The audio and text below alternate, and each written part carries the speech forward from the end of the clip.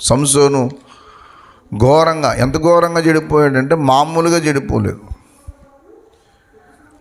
చాలా దారుణంగా చెడిపోయాడు. ఇంకా దెలీలా అని ఒక ఆమె వల్ల పడిపోయి ఆమె యొక్క ఎంటైస్, ఆమె యొక్క ప్రేరేపణ చేత జీవితాన్ని ఏం చేసుకున్నాడంటే మొత్తం సర్వనాశనం చేసుకున్నాడు. అయిపోయింది. తన బలం యొక్క రహస్యం చెప్పేశాడు. చెప్పేసి ఇంకా అక్కడ ఏమైపోయిందంటే అతనిలోంచి బలం పోయింది. ఆ దెలీలా చేతులు. ఈ సంసోనుకున్న అది పెద్ద బలహీనత ఏంటంటే బలాఢ్యుడే కానీ దారుణమైన పొరపాటు చేయటం మొదలెట్టాడు. ఎక్కడికి వెళ్తే అక్కడ ఒక అమ్మాయి వల్ల పడేవాడు. ఏ ఊర్లోకి వెళ్తే ఆ ఊర్లో ఒక అమ్మాయి వల్ల. దయచేసి న్యాయాధిపతుల గ్రంథము 14వ అధ్యాయం మొదటి మాట చూడండి. న్యాయాధిపతులు 14:1.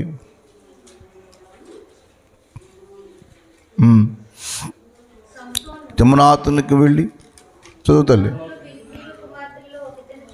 అది తిమ్నాతులో ఫిలిష్తీయుల కుమార్తెల్లో ఒకతను చూచెను. అది ఫిలిష్తీయుల కూతురు ఒక కుమార్తెల్లో ఒక దాన్ని చూశాడంట. ఈయన చేసిన పని ఏంటంటే ఇదొకటి. తర్వాత ఇంకొక చూడండి, 16వ అధ్యాయం మొదటి మాట చూడండి.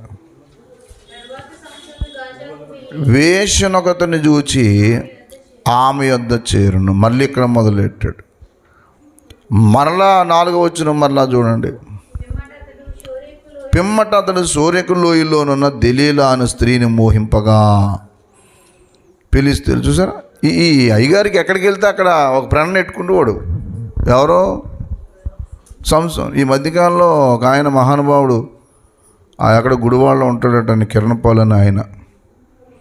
సంసోన్ వ్యభిచారి కాదు, వ్యభిచారం చేయలేదు, ఆదరణ కోసం వాళ్ళ దగ్గరికి వెళ్ళాడట. ఎంత మర్మం చెప్పావు నాయన, బుద్ధి జ్ఞానం లేదు, బైబిల్ ఏం చదువుతున్నావు?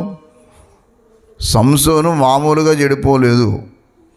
ఎక్కడికి వెళ్తే అక్కడ ఈ వీక్ పాయింట్లో ఉన్నాడు. ఏ స్థలంలోకి వెళ్తా మళ్ళీ పైపెచ్చి మళ్ళీ దానికి సమర్థించుకోవడానికి ఏంటంటే ఆదరణ కోసం వెళ్ళాడట. లోకంలో ఒక కొన్ని మోటు మాటలు ఉన్నాయి, మనం వాడకూడదు కానీ బాగోదు. కానీ ఈ పెద్ద పెద్ద ప్రసంగాలు చేసి యూట్యూబ్లో పేరుగాంచేసి వేల మంది ఫాలోవర్స్ అని చెప్పుకునే వీళ్ళు లేనిపోని సోదంతా చెప్తూ మొదలెట్టారు. ఈ సోదు మాటలన్నీ ఎందుకు? తప్పు చేసిన వాడు తప్పు చేశాడంతే అని ఒప్పుకోండి, అంతే. ఆ తప్పు చేసినందుకే కళ్ళు పీకి పాడేశారు.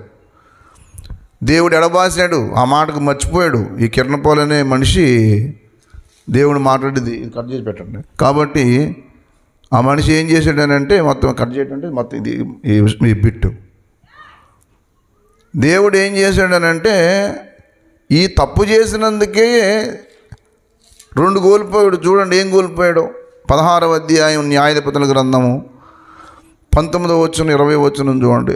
ఆమె తన తొడ మీద అతను నిద్రపుచ్చి ఒక మనిషిని పిలిపించి చేయించి అతను బాధించుటకు మొదలుపెట్టిన. అప్పుడు అతనిలో నుండి బలము తొలగిపోయింది. 20వ వచనం. ఆమె సంసోను అతను నిద్ర మేలుకొని ఎప్పటి అట్లు నేను బయలుదేరి విరజిమ్ముదని అనుకొనెను. అది అక్కడ బలం పోయింది, దేవుడు ఎడబాసాడు. 3వది ఏం పోయింది చూడండి, కన్నులు పోయి. 21వ వచనం. అప్పుడు ఫిలిష్తీయులు అతను పట్టుకుని అతను కన్నులు ఓడదీసి ఏం చేశాడు? ఏం పోయింది చెప్పండి? కన్నులు బీగి పాడేశారు. అవును, ఈ అయ్యగారు ఆమె దగ్గర ఆదరణ కోసం వెళ్ళారు అనుకోండి, వాళ్ళెందుకు కన్నులు తీసేశారు? మరి ఆదరించుకుంటుంది కదా, వదిలేసుకోవచ్చు కదా. అంటే ఈయన చెప్పిన ప్రకారం, ఈ కిరణపాల్ అని ఆయన చెప్పిన ప్రకారం జ్ఞానం ఉండొద్దు. ఏదన్నా ఒక విషయం మాట్లాడుతున్నప్పుడు వాక్యానికి వ్యతిరేకంగా మాట్లాడుతాం బుద్ధిహీనమని అనుకోవద్దు. ఈ మహానుభావుడు ఇంకొకటి చెప్పాడు. ఏంటో మాట అంటే చాలామంది క్రైస్తవ ప్రపంచం పొరపాటు పడిపోయింది. ఇది మోషే కర్ర కాదు, అది అహరోను కర్ర. అందరూ మోషే కర్ర అని ప్రసంగం చేస్తుండే. ఏదో కొత్త సంగతి చెప్తాను, బుద్ధిహీనమైన మాటలు చెప్తాను తప్పిస్తే ఏంటది. దానికి దేవుని కర్ర అనే పేరు కూడా ఉంది. దేనికి?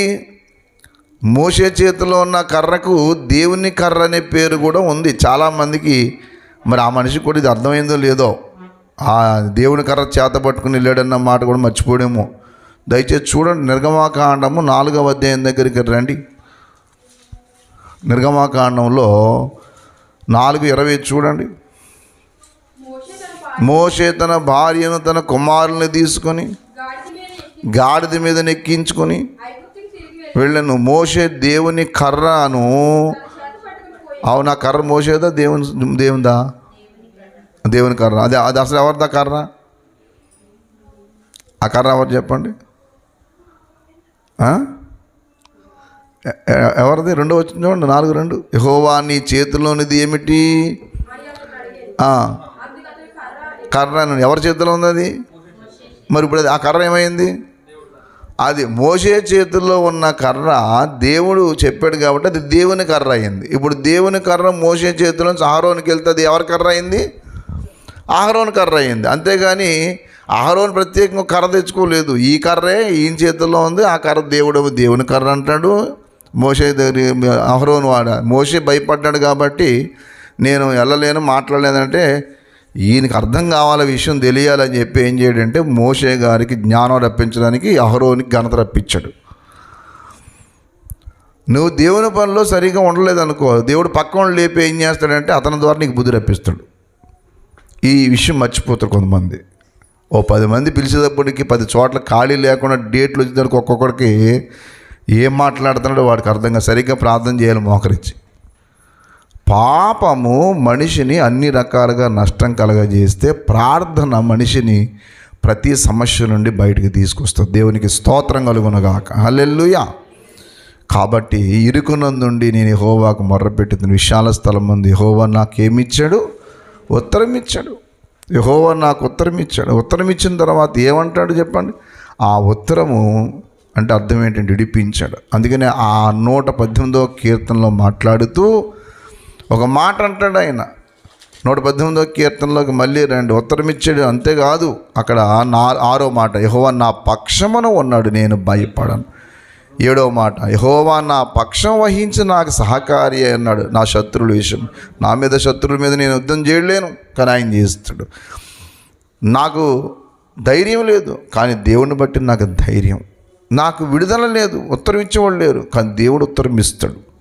ప్రార్థించండి, ప్రార్థన చేయండి. సంసోను కష్టకాలంలో ఇంత పొరపాటు చేసి తప్పైపోయింది, నేను బుద్ధిహీనుని అయిపోయినని ఏడ్చాడు. ఒక్కసారి నాకు సహాయం చేయను ఆయన అని. అదే న్యాయాధిపతులు 16వ అధ్యాయంలో బహుశా 22వ వచనంలో ఎక్కడ అంటాడు. ఏమంటాడంటే, నేను పొరపాటు చేశాను, దయచేసి ఒక్కసారి నన్ను కనికరించు, నీ చెయ్యిని నాతో ఉంచు అని చెప్పాడు. కాబట్టి దేవుని బిడ్డలారా, ఇరుకులో మొరపెట్టండి. భయం వచ్చినప్పుడు దేవుడు మన పక్షంగా ఉన్నాడని ధైర్యంగా ఉండండి. సహాయం లేనప్పుడు దేవుడు నాకు సహకార్యం ఉంటాడనే విశ్వాసంలో నమ్మకంగా నడవండి. దేవుడు కృప చూపిస్తాడు. అటువంటి ప్రార్థనా జీవితంలో దేవుడు మనల్ని నడిపించును గాక. ప్రార్థన చేసుకుందాం, మోకరించండి.